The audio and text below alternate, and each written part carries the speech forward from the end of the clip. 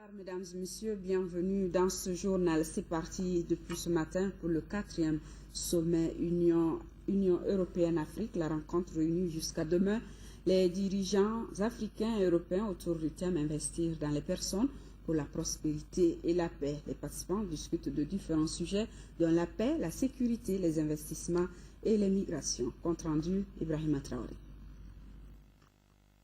Après le Caire, Lisbonne et Tripoli, l'Europe et l'Afrique se réunissent à Bruxelles au plus haut niveau pour leur 4e sommet. Les dirigeants des deux continents font le point de leurs relations. Le président de la République, Ibrahim Boubacar Keïta, est présent aux côtés de ses pairs pour porter la voix du Mali. Le Mali et plusieurs pays africains et européens font face à d'énormes défis liés à la paix, à la sécurité et au développement. Les chefs d'État entendent donc accorder leur violon pour jeter un nouveau regard sur le partenariat UE-Afrique. Cette coopération fixait des objectifs concrets dans des domaines précis tels que la paix, la sécurité, la gouvernance démocratique et les droits de l'homme. Nos sociétés, nos continents changent rapidement. Il est donc essentiel que nous nous réunissions régulièrement pour voir où nous en sommes, où nous allons.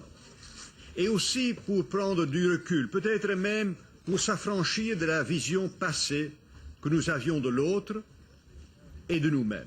Durant ces 48 heures, les discussions porteront également sur des thématiques mondiales importantes comme le changement climatique et les cadres de développement pour l'après-2015. Bref, le sommet devrait donner lieu à l'adoption d'une déclaration politique embrassant l'ensemble des thèmes relatifs aux relations entre l'UE et l'Afrique. Un document précisant les modalités de la coopération de continent à continent dans le cadre de la stratégie commune Afrique-UE pour les 3 ans à venir devrait également être adopté. Entre 2007 et 2013, ce sont environ 140 milliards d'euros, soit 20 milliards d'euros chaque année, qui ont été mobilisés sur le continent africain, qui bénéficient en moyenne de 40% de l'APD collective de l'Union européenne. Nous maintiendrons ce même niveau d'ambition pour la période 2014-2020. Ici, permettez-moi un mot d'appréciation pour nos États membres. La vérité, c'est qu'en pleine crise financière, les pays de l'Union européenne, même s'ils ont réduit le budget européen, ont quand même décidé de garder l'essentiel de ces engagements pour l'aide au développement et aussi pour l'Afrique. À elle seule, et sur la base du budget européen que nous avons la responsabilité de gérer, la Commission européenne va mobiliser près de 28 milliards d'euros en dons pour l'ensemble du continent. Sur les 10 dernières années, nous avons mobilisé 1,2 milliard d'euros pour la African Peace Facility, la facilité africaine de paix.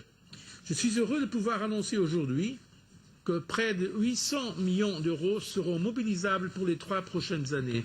Le chef de l'État malien, lui, insistera surtout auprès de ses homologues sur la consolidation de la paix dans le nord du pays et le respect de l'intégrité territoriale du Mali. Le président Ibrahim Boubacar Keïta invitera aussi les partenaires au développement à accompagner le Mali dans ses efforts de reconstruction et de réconciliation nationale. Il abordera enfin avec ses pairs africains et européens d'autres questions liées à l'emploi des jeunes et à l'investissement au Mali. Outre les chefs d'État et de gouvernement européens et africains, ce sommet de Bruxelles mobilise plusieurs hautes personnalités des deux continents et des Nations Unies. En marge de ce sommet, François Hollande et Angela Merkel ont animé un point de presse pour réitérer leur accompagnement au continent africain et particulièrement au Mali. Je vous propose un extrait du discours du président français, propos recueillis par nos envoyés spéciaux. J'ai proposé, à l'occasion de ce sommet entre l'Union européenne et l'Union africaine, une alliance entre nos deux continents, autour de 3 enjeux. La sécurité, donc la paix, mais aussi le développement, donc la croissance, et enfin l'environnement, donc le changement climatique. Et sur ces 3 enjeux, l'Allemagne et la France peuvent agir et animer cette alliance entre nos deux continents. L'Europe peut apporter sa technologie, peut apporter son savoir-faire, peut apporter sa solidarité.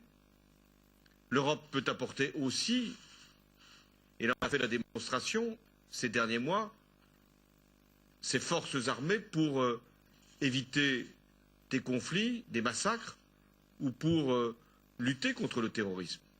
Et je veux saluer ce qui s'est passé au Mali, non seulement l'intervention de la France, mais le soutien de l'Union européenne et notamment de l'Allemagne.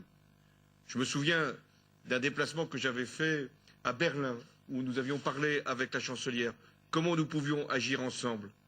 Et l'Allemagne a mis à disposition des moyens logistiques qui nous ont été très précieux dans cette période. À Bruxelles, le président de la République a reçu en audience le ministre des Affaires étrangères et européennes du Grand-Duché de Luxembourg. Pendant la crise qui a secoué notre pays, le Luxembourg est resté aux côtés du Mali. Nous écoutons Jean Asselborn à sa sortie d'audience au micro de Ndeye Sissoko. Monsieur le Président, la coopération entre le Luxembourg et le Mali remonte, je pense, déjà 30 ans. Il y a 30 ans, on a commencé. Nous sommes très engagés, nous étions très engagés, nous voulons le rester dans le nord, à Tombouctou et à Kidal. L'année dernière, notre contribution pour aider le Mali était de 20 millions d'euros, ce qui est pour un petit pays quand même déjà une somme importante. C'était l'effort spécial qu'on a fait pour l'humanitaire dans une situation très très critique. Nous allons continuer avec 12 millions, surtout pour l'humanitaire. Mais je voudrais dire que ce n'est pas seulement l'argent, ce n'est pas seulement les millions, c'est aussi le soutien. Et je pense que le Luxembourg, c'était un des pays qui a soutenu vraiment la France, qui a soutenu aussi le Mali dans une situation très très critique. Personne n'a cru qu'il y aurait possibilité d'organiser des élections ni présidentielles ni parlementaires. Nous avons contribué aussi directement et indirectement à cette mission de formation des forces de sécurité. Nous allons participer aussi à cette mission civile. Donc nous avons quand même politiquement, diplomatiquement fait de notre mieux pour soutenir le Mali. Je pense que maintenant, je l'ai dit aussi au président, il est tout à fait d'accord avec moi, on va continuer surtout à axer notre aide sur l'humanitaire. C'est le plus important. Et je pense que le président était d'accord avec moi, mais nous sommes disposés aussi dans les années à venir à essayer de continuer ce qu'on avait commencé, d'investir dans le culturel dans le nord du pays. Le président de la République, accompagné de membres du gouvernement, s'est rendu cet après-midi au siège de la Commission de l'Union européenne, où il a été accueilli par le président de l'institution, José Manuel Barroso. Sur place, les deux personnalités ont eu un entretien. Voilà donc le président de la République, Ibrahim Boubacar Keïta, qui s'est rendu cet après-midi au siège de la Commission de l'Union européenne, accueilli ici sur ces images par le président de l'institution, José Manuel Barroso. Sur place, les deux personnalités ont eu un entretien. Rien n'a filtré de cette entrevue.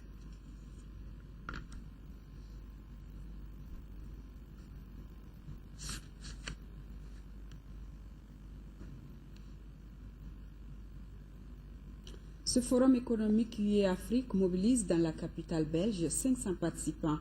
Hier, après l'intervention du président Ibrahim Boubacar Keïta au forum sur la jeunesse, nos envoyés spéciaux ont recueilli les réactions de quelques participants. Nous vous proposons de les écouter. Excellente intervention. Simplement, je pense qu'il faudrait réellement prendre en considération la volonté qu'exprime aujourd'hui la jeunesse malienne et la jeunesse africaine dans son ensemble en ce qui concerne une réelle implication pour le développement de notre Afrique. J'ai bien apprécié l'intervention du président parce que justement, il y a un focus qui est mis sur l'entrepreneuriat. Donc nous, au niveau de la Chambre de commerce Europe-Afrique, c'est un de nos axes prioritaires, l'entrepreneuriat et surtout par les jeunes. Donc on vient du Burkina Faso, justement, on a mis en place un business center pour encourager et soutenir les jeunes dans ce cadre-là.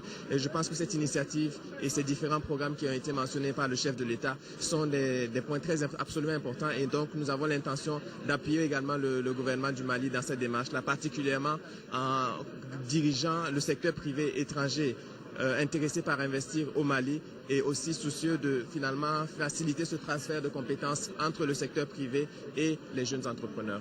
Il faut juste maintenant que ce trésor, qu'il soit minier, qu'il soit de l'agriculture, qu'on arrive à mobiliser les hommes, à mobiliser cette jeunesse en les formant pas dans nos structures de développement éducationnel anciens, mais à inventer une nouvelle éducation, comme on a su inventer un saut technologique en téléphonie, inventer, repenser l'éducation qui colle à la réalité du pays. On a besoin d'agriculteurs, on a besoin d'apprentissage, on a besoin de gens qui tout de suite vont aller au travail, pouvoir vivre, pouvoir gagner de l'argent et enfin payer leur électricité, payer leur développement. Donc il est important que nous puissions travailler dans le sens non seulement d'encadrer, dans le sens de faire en sorte qu'il y ait une maîtrise de la jeunesse, mais également dans le sens de faire également en sorte que cette jeunesse devienne réellement un potentiel, un atout pour le développement du pays. Donc si vous me demandez si je suis rassuré, moi vous prêchez à quelqu'un qui est déjà convaincu. J'ai toujours été convaincu de la vision du président par rapport à ce que c'est que la jeunesse et par rapport à son rôle dans le développement de notre pays. En plus de la formation, il faut aussi mettre l'accent sur la sensibilisation. Parce que lorsque vous prenez les filières courtes, beaucoup de gens pensent par exemple qu'on devient menuisier ou maçon parce qu'on a échoué. Il faut arrêter ça. Beaucoup de pays asiatiques, européens se sont développés justement en faisant la promotion de la formation professionnelle. Vous voyez que le financement s'inscrit en priorité, n'est-ce pas, dans la problématique de la mobilisation du secteur privé africain pour la croissance durable et le développement. Et à ce titre, il y a un certain nombre de secteurs prioritaires aussi qui ont été définis comme étant des vecteurs de la croissance, notamment toutes les questions liées aux infrastructures de développement économique, l'énergie, les secteurs agricoles, le commerce intra-africain. Je pense qu'à ce niveau-là, le rôle des systèmes bancaires, c'est de promouvoir des innovations financières afin d'accompagner notamment la création d'entreprises et notamment des jeunes diplômés. Ici à Bamako, le groupement d'intérêt public Esther GIP est en train de former 45 médecins de la sous-région sur les infections liées au VIH et au sida. Des experts de plusieurs pays de la sous-région et de la France qui prennent part à la session. Agali Agagissa. Cette formation organisée par le groupement d'intérêt public Esther s'inscrit dans le cadre de l'exécution du projet Esther Aid. Un projet initié par le groupement depuis 2011 et vise à accompagner les autorités maliennes dans le combat contre le VIH-Sida.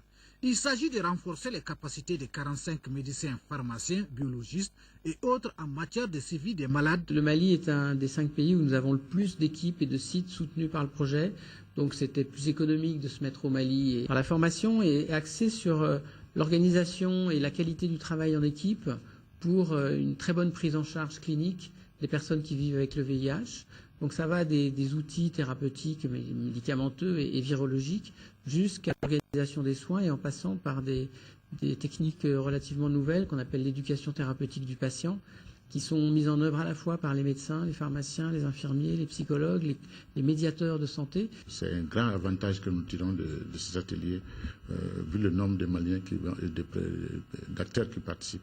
Nous avons progressé de 2 sites, nous étions jusqu'à 89 sites de prise en charge et beaucoup les sites par exemple de PTME, on était à 300 et quelques déjà avant la crise. La plupart des sites qui étaient en arrêt sont en train d'être relancés. Les équipes sont à Tombouctou, à Gao. L'atelier auquel prennent part les participants des 5 pays de la sous-région vient sans nul doute renforcer le dispositif de lutte contre le VIH-Sida sur le continent africain. Le Mali, le Bénin, le Burkina Faso, le Cameroun sont entre autres les pays invités. 6e réunion du comité de liaison Esther Mali à Bamako. La rencontre doit passer en revue les projets développés durant les dernières années et fixer les perspectives pour promouvoir la santé maternelle et infantile dans notre pays. Retrouvons Agali Agalissa. 2 points à l'ordre du jour de cette 6e réunion du comité de liaison Esther Mali. La revue des projets initiés par l'ONG durant les 3 dernières années et les axes d'intervention pour la période 2015-2017. L'ONG Esther, à travers sa représentation au Mali, a mené plusieurs activités pour promouvoir la santé des couches les plus vulnérables durant la période 2011-2013. Travailler ensemble au montage des projets utiles et prioritaires, c'est notre axe prioritaire pour le moment. Avancer vers de nouveaux projets. Des projets prioritaires pour le système de santé du Mali, pour la santé du peuple malien, et soumettre ces projets à des financements, quels qu'ils soient, dans les meilleures conditions, afin de renforcer les ressources humaines en santé. Pour les années à venir, l'ONG entend consolider ses activités dans le domaine de la santé maternelle. Une initiative qui cadre bien avec les ambitions du gouvernement en matière de santé. La lutte contre le VIH et le sida est multisectorielle. Le département de la santé demande une grande implication de tous. C'est pourquoi nous attendons au terme de ces travaux des recommandations pertinentes qui vont permettre d'améliorer significativement la prise en charge à tous les niveaux de la pyramide sanitaire des infections VIH et le sida. L'ONG Esther est depuis 2002 au Mali. Elle intervient dans le domaine de la santé à travers la lutte contre le VIH-Sida. En visite à Sikasso, le ministre des Transports a visité l'aéroport de la région, le pont métallique de Kouro et la route de Maou. Compte rendu Idrissa Goulou Sissoko. Pour cette dernière journée de sa visite de terrain en 3e région, le ministre de l'Équipement et des Transports s'est rendu d'abord à l'aéroport de Sikasso. Là, les installations techniques répondent aux normes internationales. Les problèmes évoqués sont entre autres le manque d'eau et d'électricité. Aussi, l'aéroport est peu fréquenté par les avions. Les conseils du ministre pourront résorber ces difficultés. Le pont métallique de Koro Barrage a été construit entre 1963 et 1964. Aujourd'hui, grâce à la densité du trafic, l'entretien courant est devenu une nécessité. S'il y a une réalisation qui est attendue par les populations de Maou avec impatience, c'est bien le tronçon de 7 km 800 dont les travaux ont démarré pour prendre fin dans 3 mois par la cellule des travaux routiers d'urgence CETRI. Les représentants des populations apprécient les efforts du département de l'équipement et des transports au bénéfice des populations. On voit de façon générale quand même que les contraintes des populations sont en train vraiment d'être résolues et d'être prises en compte par le département de l'équipement et des transports. L'Assemblée nationale réitère effectivement son accompagnement au gouvernement sur toutes les solutions possibles effectivement pour que les problèmes, les contraintes des différentes populations soient résolus. Le sentiment de satisfaction, nous voyons que les travaux avancent à hauteur du souhait. Dans l'ensemble, nous sommes très satisfaits de cette deuxième journée de notre visite dans la région de Sikasso. Fin de calvaire pour les enfants du village de Massiogo dans la commune rurale de Misséni. Le village a désormais un premier cycle et a été financé par un partenaire allemand pour un montant de 35 millions de francs CFA. Cheikh Nabachili. Entièrement financé dans l'ordre de 35 millions de francs CFA à travers le partenariat entre un ressortissant du village, M. Yasungo Kone, et l'ONG allemand Mali Ilf. L'infrastructure est composée de 3 salles de classe, un bloc de 3 latrines et un bloc administratif. Les enfants scolaires du village de Massiogo parcouraient une quinzaine de kilomètres pour se rendre aux établissements scolaires du chef-lieu de la commune, Misséni. L'initiative qui nous réunit aujourd'hui est le fruit de la solidarité, de l'entente et de la cohésion. La réalisation de cet ouvrage permettra d'accroître le taux de scolarisation dans la zone et de réduire le taux de déperdition scolaire. Dans son adresse, le sous-préfet de la commune de Misséni, M. Lamine Kouyaté, a remercié les partenaires allemands et leur ami M. Yasungo Kone pour leur soutien aux habitants de Massiogo dans le cadre de la promotion de l'école, avant de faire remarquer que l'accompagnement de l'administration ne fera pas défaut. Quant au maire de la commune, M. Nampaka Koulibaly, il a abordé dans le même sens que le sous-préfet, tout en invitant les membres du comité de gestion scolaire à s'approprier la structure pour l'entretien et la fréquentation régulière. C'est à travers une ambiance folklorique du genre Sénéfo que la cérémonie d'inauguration de la nouvelle école de Massiogo a pris fin. Rencontre historique entre chefs traditionnels de Tombouctou et Gao, c'est à marge de la semaine de la paix dans la cité des 333 saints. Le chef coutumier de Tombouctou, Yahya Omar Al-Kaya, avait invité ses frères de Gao afin de renouer avec une vieille pratique, à savoir les concertations traditionnelles. Les deux chefs se sont donc engagés à s'investir désormais pour une paix définitive dans leur localité. Yahya Tandina, compte rendu. Cette rencontre des chefs coutumiers de Gao avec leurs homologues de Tombouctou est une parfaite illustration de la paix et de la réconciliation nationale recherchée. Une initiative du chef coutumier de Tombouctou qui voulait partager sa vision de paix avec ses frères de Gao. La présence de mes homologues de Gao est une fierté pour moi de les recevoir ici à Tombouctou. Et nous avons vécu l'occupation ici sur place. Il faudra qu'on revienne à la source. Qu'on le veuille ou pas, on est obligé de revenir à la source. Ce n'est pas quelque chose qu'on a acheté. On l'a trouvé, on l'a hérité. Et personne ne peut l'enlever. Personne. Dernier mot, je souhaite un bon retour à la paix. Cette paix tant recherchée.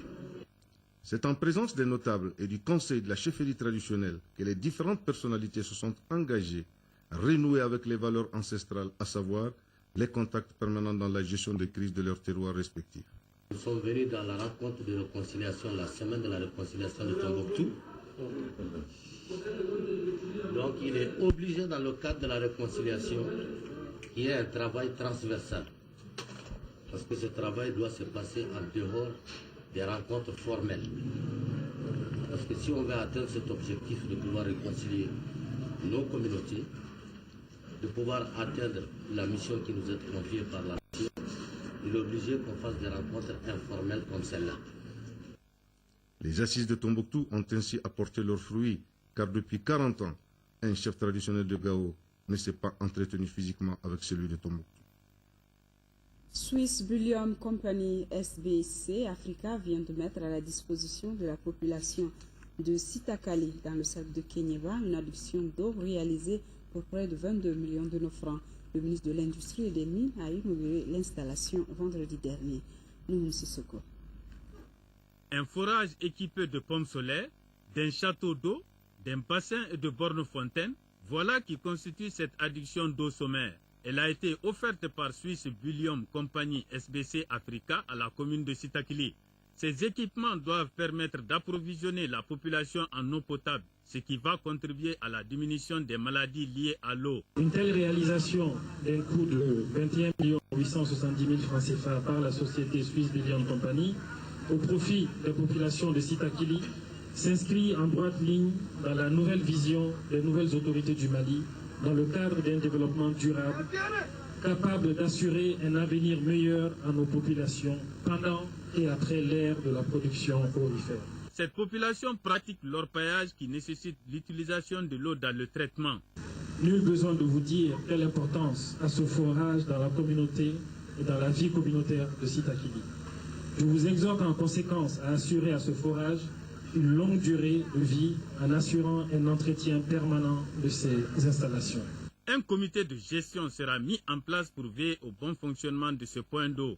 SBC Africa entend aussi accompagner les orpailleurs afin d'éviter l'utilisation de produits chimiques toxiques dans leurs activités. Démarrage des travaux de construction du centre de santé du village de Komoulu, dans le cercle de Yélimane. La réalisation de ce centre coûtera 90 millions, financé par les ressortissants du village en France. Jafar Haïdara. Ce coup de pelle marque le début des travaux de construction du centre de santé de Komogoulou, un village de la commune de Tambakara, cercle de Yélimane. Ce village compte 5000 habitants. Ce centre comprendra une maternité, un dispensaire et un logement pour le médecin-chef. Il est entièrement financé par les ressortissants du village en France. Nous pensons quand même que depuis longtemps, ce village mérite un centre de santé par rapport donc aujourd'hui au développement donc, du cercle, par rapport au développement de la région des Cailles et par rapport même au développement du Mali. On s'est réjouit aujourd'hui de ce village où il n'y a aucun problème entre les migrants qui sont en France, qui sont en Europe, qui sont aux États-Unis, et même les populations autochtones qui sont dans ce village. Vraiment, c'est l'entente, la cordialité, il n'y a aucun problème. Ce centre de santé qui coûtera plus de 90 millions de francs CFA sera bâti sur 1 hectare et permettra aux populations de Komogoulou de ne plus faire des kilomètres pour leurs consultations. Mais ce que nous demandons au gouvernement, nous avons commencé notre projet. Et s'il plaît à Dieu, ce projet sera réalisé. Mais après la réalisation de ce projet, après sa mise en œuvre, il reste beaucoup à faire. Pour ce qui concerne par exemple le personnel, particulièrement les équipements, donc nous lançons cet appel au gouvernement pour qu'ils viennent